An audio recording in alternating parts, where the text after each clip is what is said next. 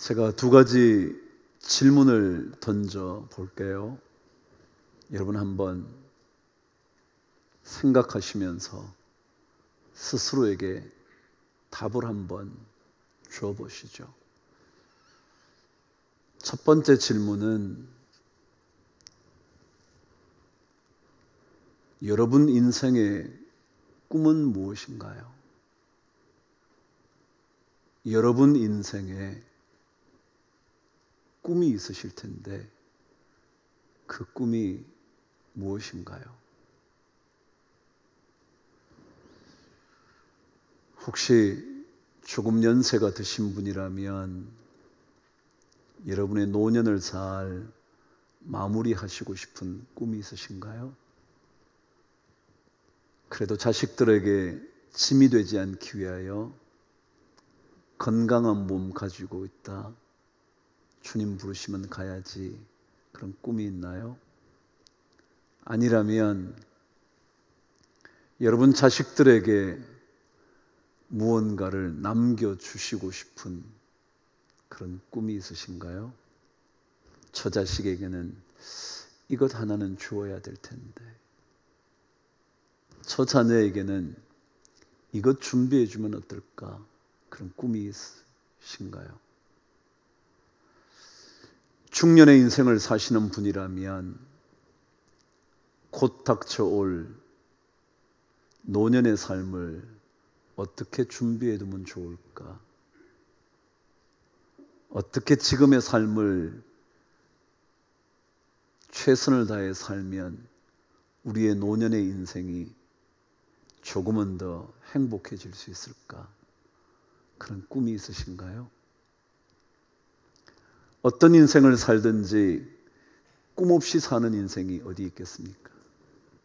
다 꿈을 가진 인생을 살 겁니다. 근데 제가 두 번째 질문을 한번 던져볼까요? 여러분은 신앙인으로 사는 동안 어떤 꿈을 가지고 계시나요? 우리는 이 땅의 모든 사람들이 사는 인생만을 살지는 않습니다. 우리는 그 인생의 삶을 뛰어넘어 신앙인의 삶을 삽니다. 그렇다면 신앙인으로 사는 여러분의 꿈은 무엇인가요?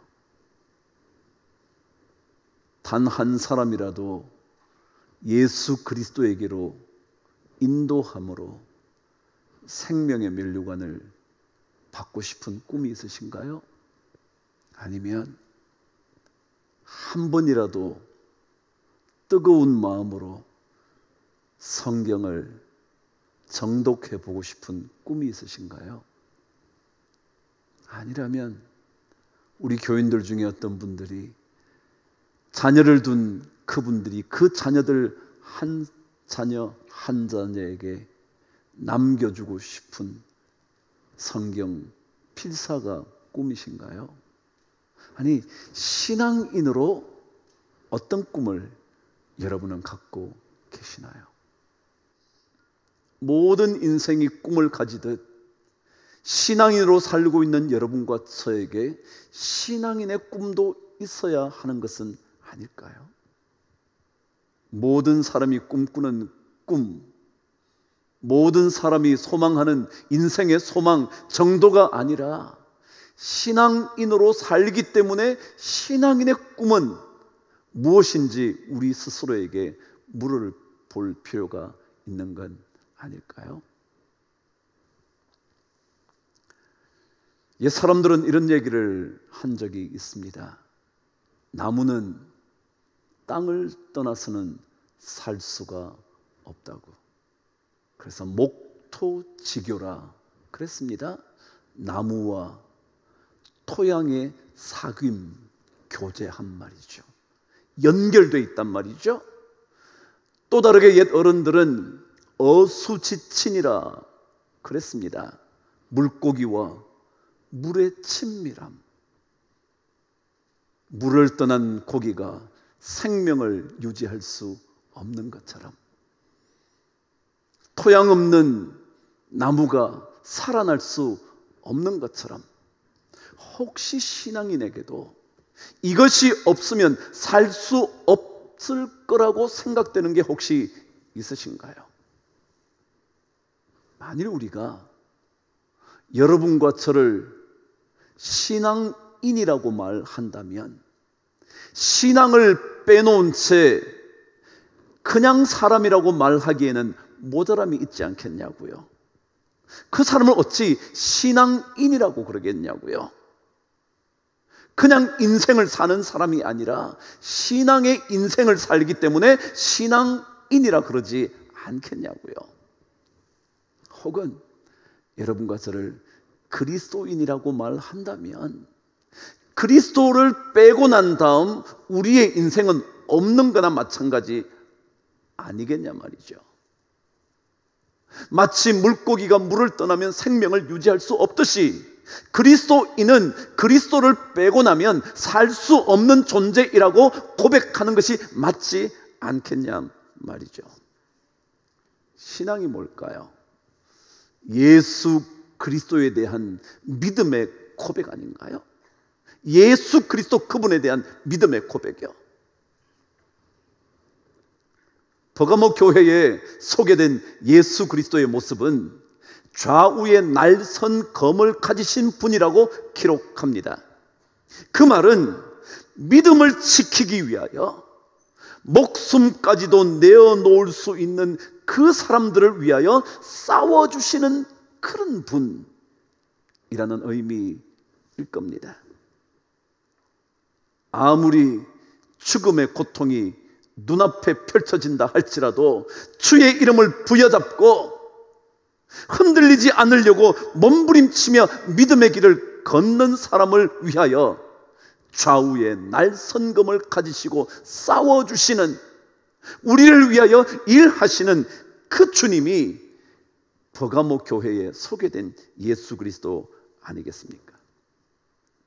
우리가 만일 그분에게 대하여 이런 믿음의 고백을 절절하게 드릴 때 우리를 위하여 싸워주시는 그분을 경험하게 되는 겁니다. 우리가 진짜 주의 이름을 붙잡을 때 그때 주님께서 좌우의 날선검으로 우리를 지켜주시고 우리를 위하여 싸워주신다는 거죠. 그분을 우리는 떠나서는 살 수 없기에 그리스도인이라 말하는 것이고, 그분에 대한 뜨거운 고백이 없이는 살아가서 안 되기에 우리는 신앙인이라고 말할 겁니다. 중국에는 남자가 꼭 해야 할 3가지가 있다고 말한다 합니다. 그 첫 번째가 남자라면 자녀를 가르치는 일을 꼭 해야 된다는 겁니다. 당연하죠. 우리나라 사람들 아니겠습니까? 얼마나 자녀 교육에 열심을 내는 민족인데요. 중국인도 그런가 봐요. 부모라면, 특별히 아버지라면 자식을 교육시키는 일, 이게 어버이로서 해야 할 첫 번째 남자의 역할이라는 겁니다. 두 번째는 그 가정을 위하여 집을 짓는 일이래요. 다시 말하면 가족들을 위하여 보금자리를 마련해 주는 것, 가정의 도리를 지키는 것, 이게 남자가 해야 할 두 번째 일이랍니다.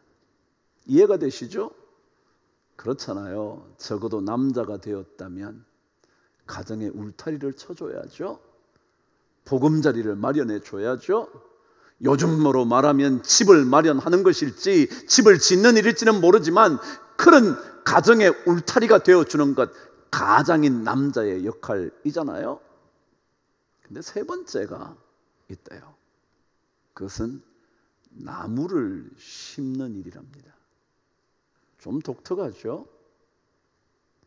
중국에서 남자가 해야 할 또 다른 한 가지는 나무를 심어야 한다는 겁니다. 왜냐하면 이것이 사람 된 자의 도리이기 때문이라 한다네요. 왜 그럴까요?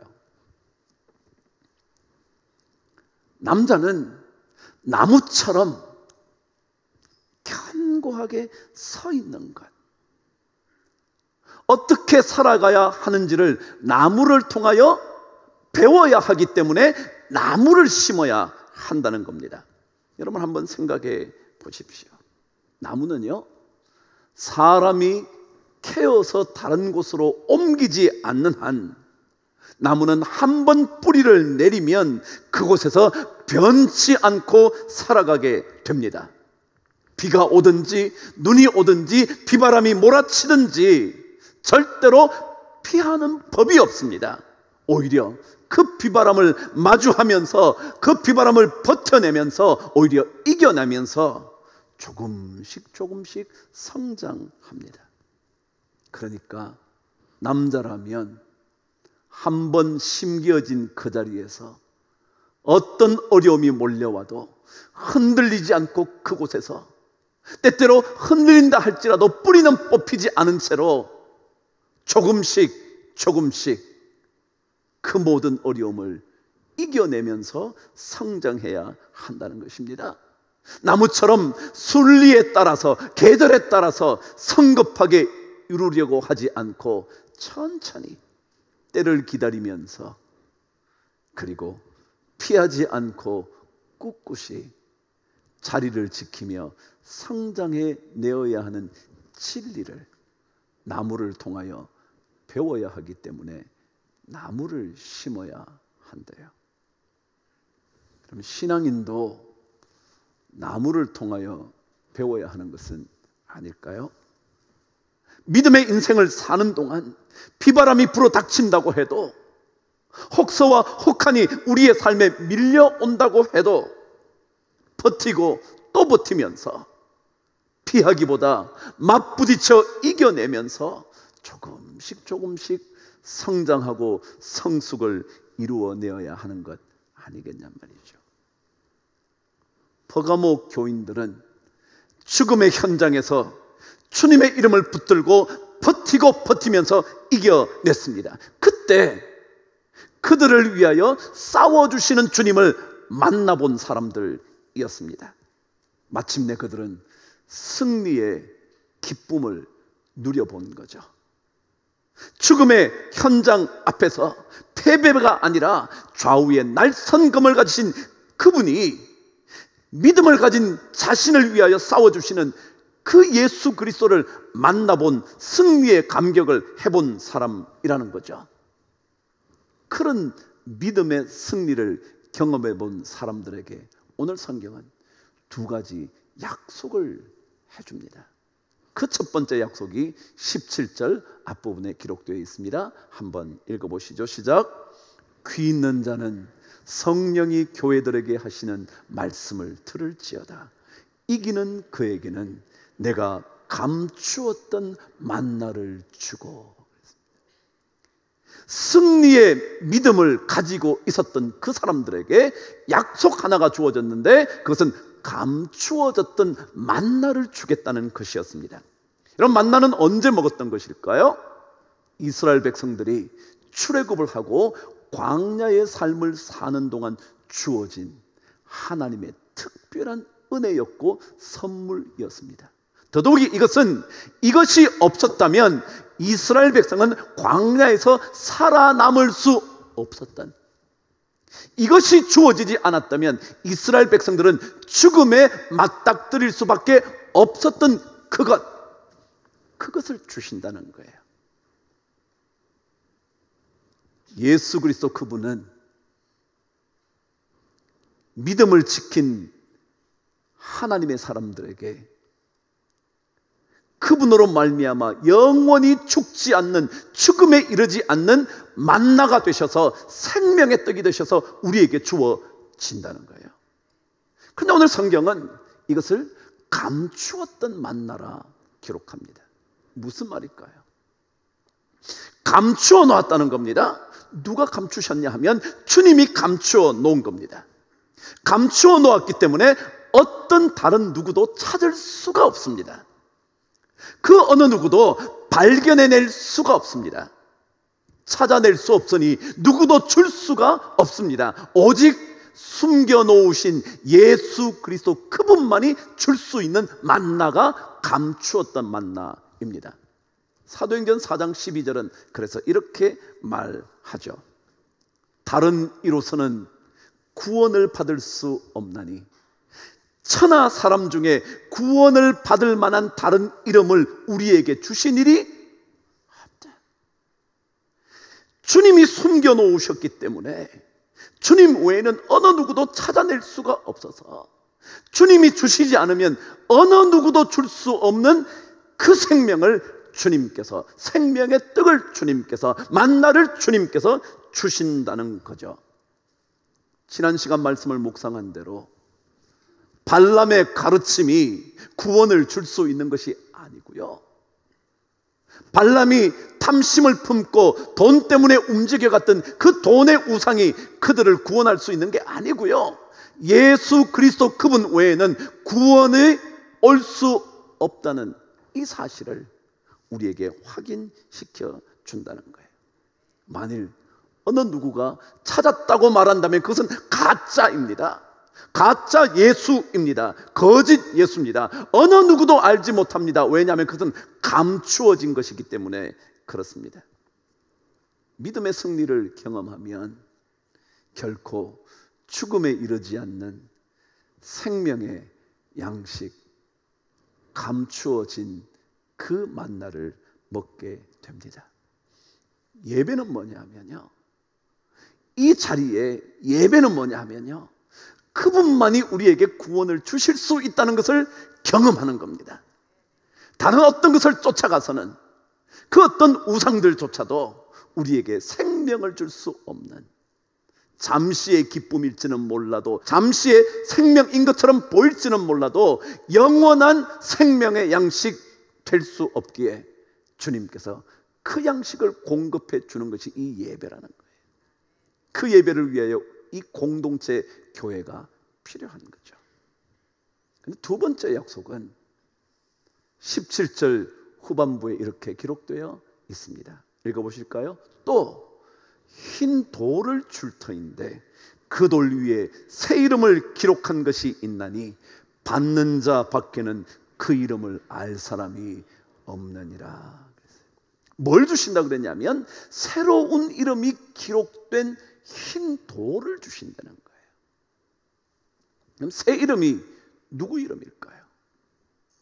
정확한 설명이 없으니 알 수는 없지만 혹시라도 예수 그리스도를 만남으로 내 삶의 변화가 일어남으로 그의 이름이 바뀌어진 그런 것은 혹시 아닐까요? 마치 야곱이 절실하게 하나님을 만나고 난 다음 받았던 새로운 이름 이스라엘인 것처럼, 사울이 다메섹에서 예수 그리스도를 빛으로 만나고 그의 이름이 바울로 바뀌었던 것처럼 그 새로운 이름이 혹시 기록된 것은 아닐까요?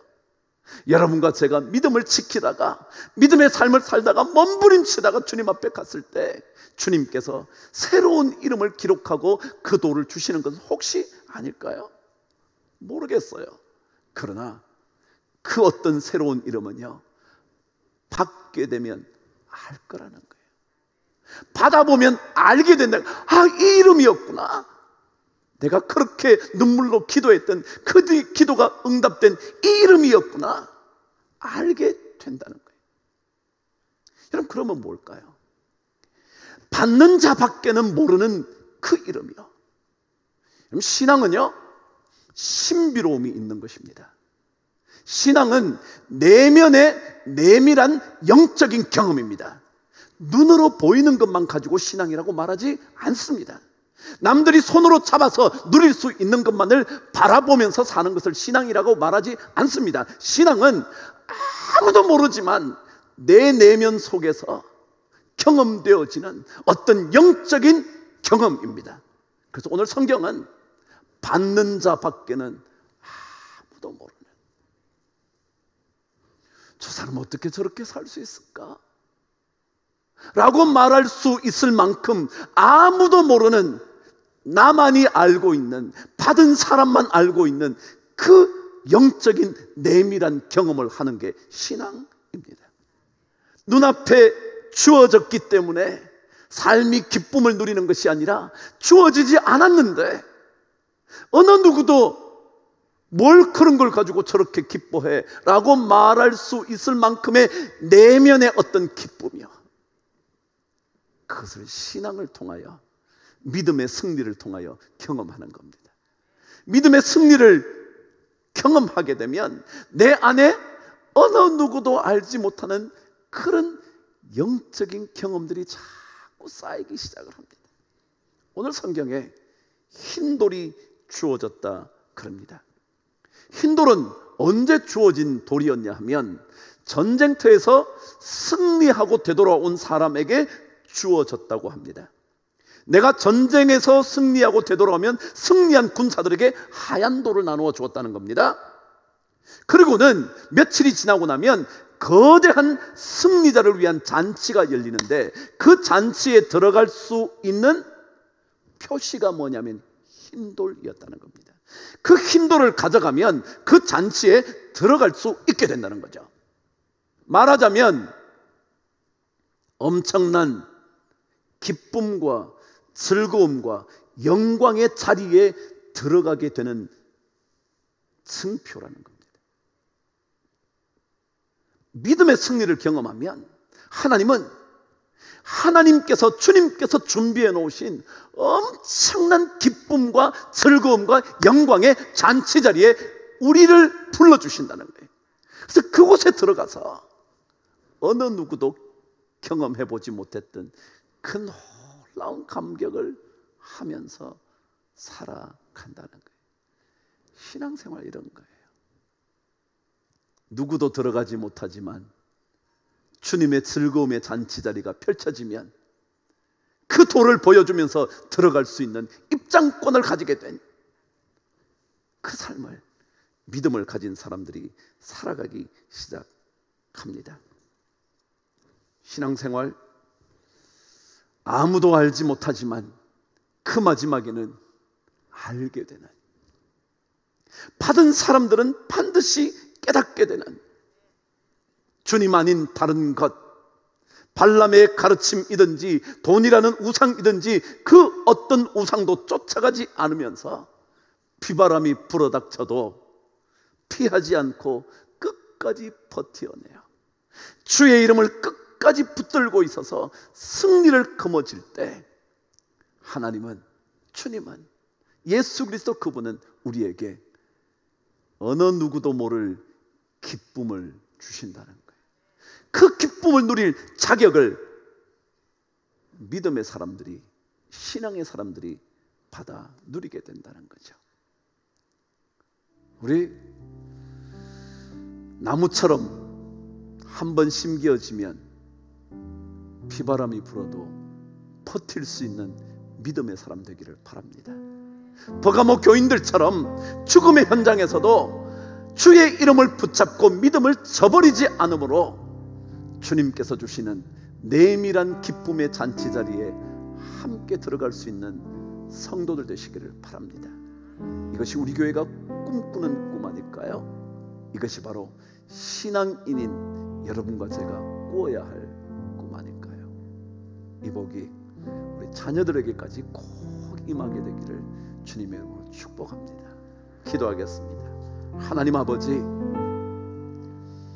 믿음의 승리를 함으로 아무도 모르지만 우리 안에 차고 흘러넘치는 기쁨의 잔치자리 경험할 수 있도록 흰돌 받고 사는 인생 꼭 되게 하여 주시옵소서. 예수 그리스도 이름으로 기도드리옵나이다. 아멘.